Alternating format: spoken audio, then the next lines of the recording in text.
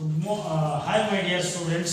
So in our previous class we have started the discussion about a very important concept of social studies, that is government. So as we have discussed about the different types of governments which are ruling a very different kinds of countries, and also we have discussed about the government which is a system of government which we are our nation India is adopted. So in our previous class we have discussed about the democratic system of government or democratic system of governance which is followed in our nation. So you know about the government system of our nation. So today we shall discuss in detail about the government system of our nation. As we have discussed in our previous class, we have studied about the union government and state government. So as I said you in your previous class, we are having a dual government system. I mean a government for a state and also government for a nation. So two kinds of governments are there. So how these two kinds of governments are running our nation? So what are the rules and regulations? What are the major steps or what are the functions of government? How this government is going to work? So as you all know very well, government means we are going to see three major pillars.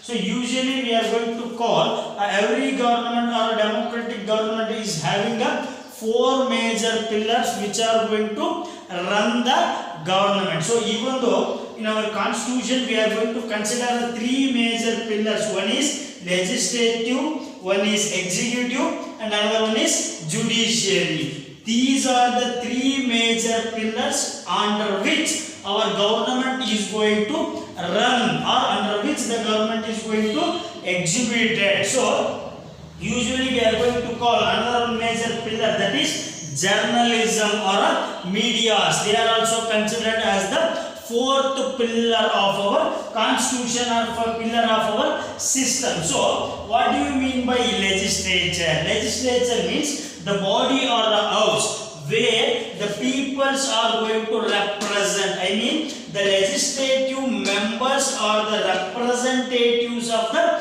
people. As you all know very well, so we are having a system of citizenship. I mean a person of India who crossed this age of 18, who is mentally stable, is going to consider or he has given the citizenship of our nation. So by which he will be able to choose or he will be able to elect the government for the administration. So the peoples or representatives who are elected by the citizens of India are considered as a legislative. So we are going to have the legislative body both for the state union government and the state government also. So today we shall discuss about the legislative. I mean, so the union legislative is called as parliament. I mean you know about the parliament. I think you know very well about the parliament. The members who are elected by the peoples to represent them in the parliament or in the union government are called as member of parliament, or in short form we are going to call them as MPs. I mean member of parliament. So after this we are going to divide the parliament, or we are going to see the parliament into two major parts. One is Lok Sabha and another one is Rajya Sabha. Lok Sabha means here the peoples who are directly elected by the citizens of India are going to represent in the Lok Sabha. It is also called as lower house of the parliament. And Rajya Sabha, see here whenever we are going to discuss about the Rajya Sabha, we are going to get some confusions. Even though so Lok Sabha, the members of Lok Sabha are directly elected by the peoples of our nation. So nearly we are going to elect the 545 members. Actually the peoples are going to elect the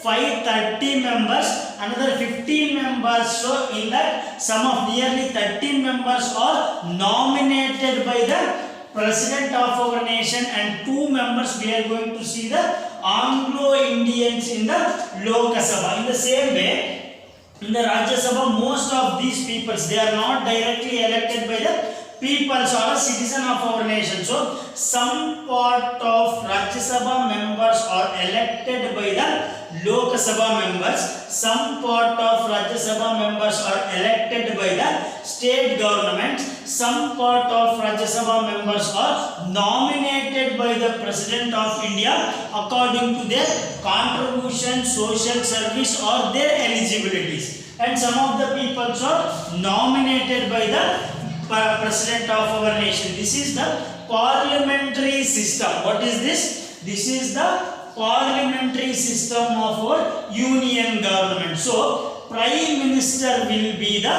leader of Lok Sabha. I mean, so here we are going to say 545. 545, the political party which is going to get more than half.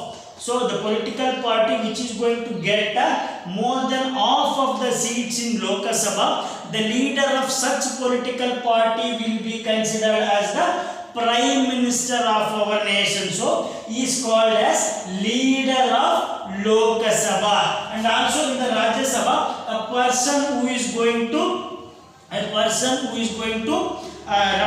the ruling party of the Lok Sabha is considered as the leader of Rajya Sabha. So now we shall discuss about the important features of both the members of Lok Sabha and Rajya Sabha. I mean, what are the eligibility? So which kind of person is eligible to participate in election, or which kind of people is eligible to become a member of Rajya Sabha and Lok Sabha. So here we shall discuss about the Lok Sabha member. So a person who is crossed the age of 25 years, a person who is crossed the age of 25 years, who is the citizen of India,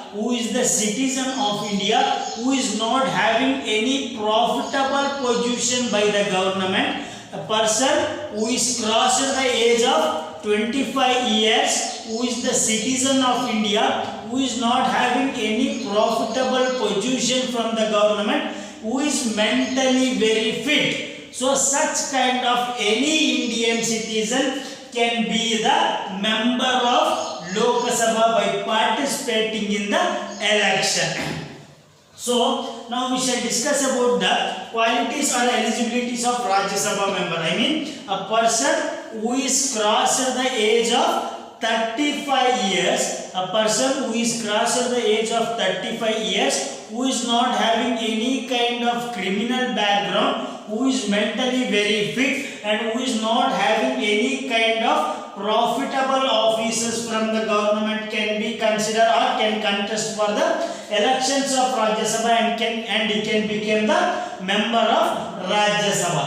This is about the member of parliament or a legislative body of the union government. In the same way, we are having a state legislature. I mean, so how the central government, whenever we are going to discuss about the union government, so that is called as parliament. So whenever we are going to discuss about the state government, it is called as a state legislature. So in the state legislature also we are going to divide the state legislature into two things. One is Vidhana Sabha and another one is Vidhana Parishad. So Vidhana Sabha is it is a compulsory body. In every state we are going to see the Vidhana Sabha, but in some state we can't see the Vidhana Parishad. So here also Lok Sabha it is not a permanent body. The tenure of the Lok Sabha is only of 5 years. After 5 years we are going to see the elections, but Rajya Sabha is called as permanent body. We can dissolve the Lok Sabha, but we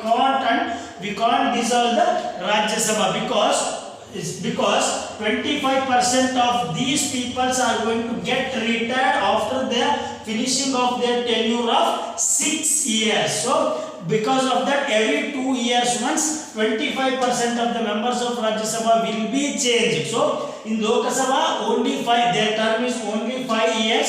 Entire Lok Sabha can be dissolved at a time. If a Prime Minister is going to lose the confidence of the House, or if any political in any political criteria we can dissolve the Lok Sabha, but we can't dissolve the Rajya Sabha. In the same way, we are going to divide the state legislature into two parts. One is Vidhana Sabha and another one is Vidhana Parishad. So, say Vidhana Sabha is a must or compulsory body for every state government, but Vidhana Parishad is not mandatory for all the state governments. So, now some of the states they dissolved permanently Vidhana Parishad of their states. But so today we shall discuss about the legislature of Karnataka state. So we the people of Karnataka, we are having 224 representatives in our Vidhana Sabha. I mean, we are having a 224 constituent assemblies in our state. I mean, we are going to elect the 224 MLAs for our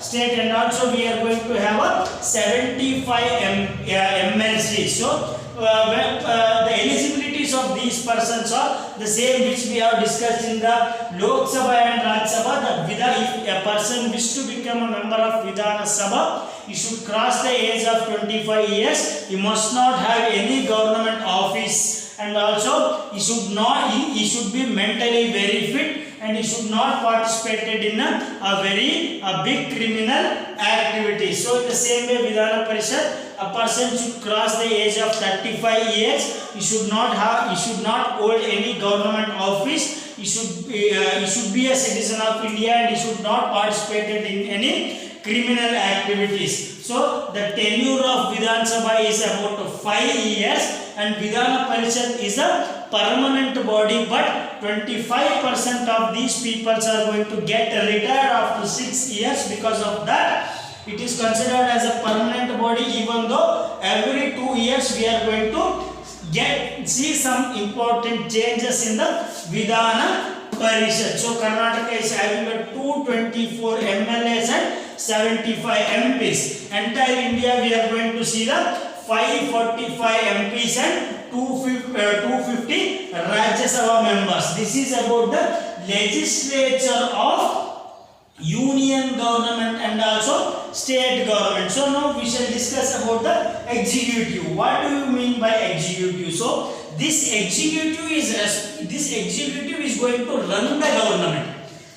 So this is an important mechanism, or it is an important factor which is going to run the government. So this executive is responsible for the legislature. I mean, a political party which is having a dominance or majority in the legislature, it is going to create an executive. I mean, the leader of the House of Legislature is considered as a Prime Minister. Prime Minister and the subordinate minister are called as executives. So with these peoples, with the Prime Minister and his subordinate minister, we are going to see the many people who are going to work as a public administrators. I mean, officers or IAS, IPS cadre officers who are going to help them for the administration are called as executive. I mean, we are going to create the law in the legislature, and those created law are executed, or those created law are enforced by the executive. So this executive is responsible for the legislature. Why? Because the legislature itself given a power for the executive to